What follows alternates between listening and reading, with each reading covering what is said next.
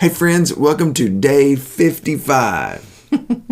I can drive 55! I knew that was coming. It had to be coming. Mm-hmm. I'm a big Sammy Hagar fan. He does like him some Sammy Hagar. What's the bass player's name? Michael Anthony. Yeah, Michael Anthony threw a pick out to us at a concert. He was super excited about it. Well, I screamed like a schoolgirl, if that tells you anything. It was an interesting night all the way around. We got tickets on a happenstance. The guy that we know had gotten them from somebody else, and he's like, I don't really want to go. And he calls me, he says, hey, I thought you might want to go. And so we took off. And it was at one of the Native American casinos here in Oklahoma.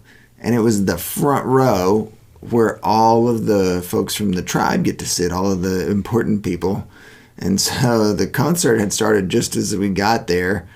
And we walk in, and I was like, here's my ticket. And the guy looked at me, and he looked at the ticket, and he looked at me, and he looked at the ticket, and he's like, okay, come on. So we walked up front, and I was like a blonde-headed, blue-eyed guy in the middle of all these Native Americans. It wasn't just up front. He took us through the little secure section to the 4 rows of the tribe. Yeah, so it was the front row. Interesting. And so, yeah, albino, white guy.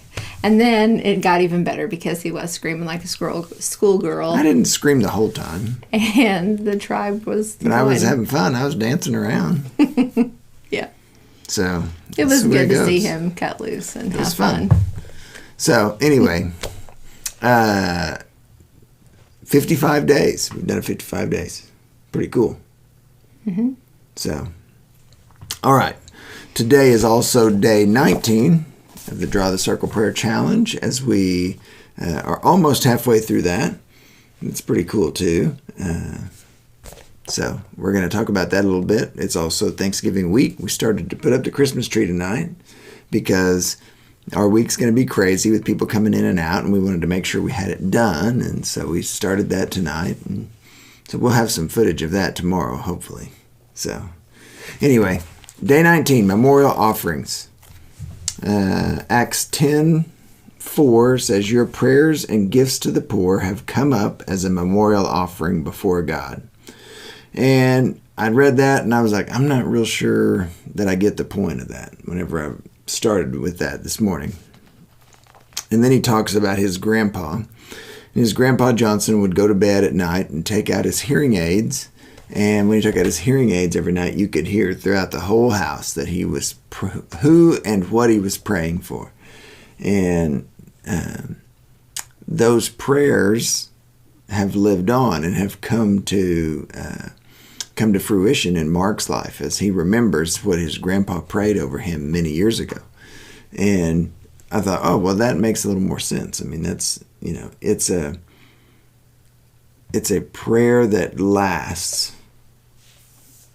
So, and it's like we talked about several days ago, where whenever God said, let there be light, there's continuing to be light.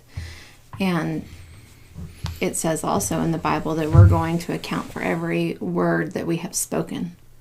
And that can be good, but then you think about the words that you've spoken, and that can be pretty intimidating and scary. Oh my goodness, before I realized who Jesus was, I said all of these words. And they were not after that. They were not glorifying, and then you don't necessarily change right away. And whenever you actually come to that understanding that I'm going to answer for every single word that I've spoken, then, yeah, you start thinking about even after. Yeah. Oh. Mark Batterson lives in Washington, D.C., and has for the last 20-some-odd years, and he said that every prayer we utter is like the marble stones used in the building of the Washington Monument or Lincoln Memorial. When we pray, we are building a monument to God, a memorial to Him, and those prayers are not perishable. They aren't wood, hay, or straw. They are a foundation of gold, silver, and costly stones. So when I think about the fact that I pray over my kids, even though I may eventually move on from a given prayer, that prayer still lives on.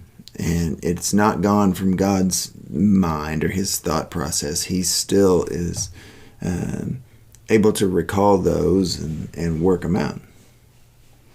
Well, and I think it's interesting too, whenever you pray with your spouse and you start to understand how they pray and how you pray differently, I think that that is something that is very encouraging as well. Because whenever we first started praying together about the kids, we were doing, he was doing broad strokes of their life, and then I was saying, I'm praying for their spouse and for the future children that they're going to have, and more filling in the painting. And Rockford was like, I've never even thought about praying for their spouses. They're 9, 10 years old. But so whenever you're praying with your spouse or with family or friends, then it's good to be able to hear their prayers too, and then you can come into agreement and you can be more impactful that way. Exactly. Our prayers are eternal. He mentions the story of a friend, a pastor friend named Wayne, whose grandmother prayed that every member of her family would surrender their lives to Jesus.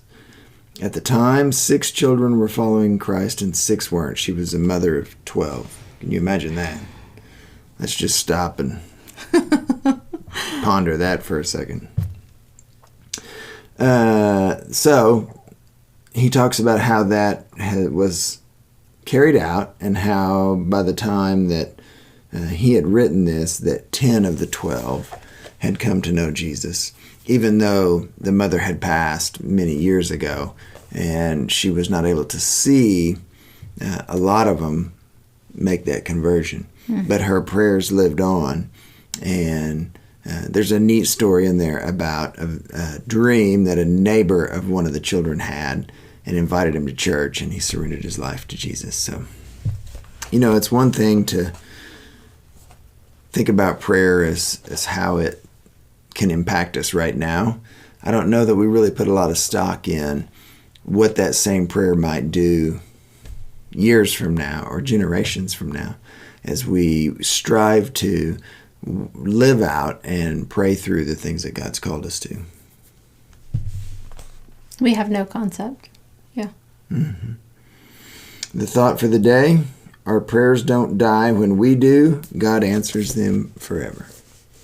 So, just reinforces that fact, right? Mm-hmm. And then tomorrow is Go, Set, Ready. That seems out of order. It does seem out of order, but then it's the way that God does it. He doesn't tell us how to get ready. Go, Set, Ready. So, tomorrow, jump in with us on day 20 of the 40-day prayer challenge. That puts us halfway through. Let's do our thankfulness for today. I've struggled with these a little bit because you don't want to say something that would seem trivial, yet sometimes it's the trivial things that get us through. It's like you'd say, I want to be thankful for electricity. And you go, that's kind of goofy. But, electricity makes it so that we can have cool air in the summer and warm air in the winter. It makes it so that we have light when it's dark. It gives us power to create videos. It gives us power to watch video. It gives us power to do many, many things. And so some days you got to be thankful even for the small, trivial things that we take for granted.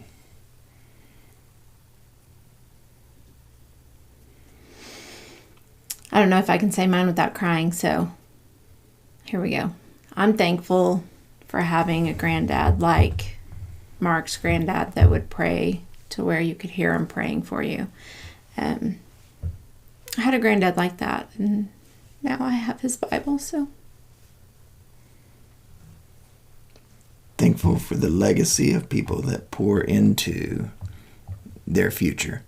I hope that you are pouring into your future by praying over your kids, your grandkids, and your great-grandkids and things that you don't even know that are coming yet. If you're like us, you're still, trying to pray over not killing little Johnny before he gets out of school. So it's tough when you're a parent because it just seems like it never ends. And then whenever they do finally move out, it's like, I didn't have time to do anything.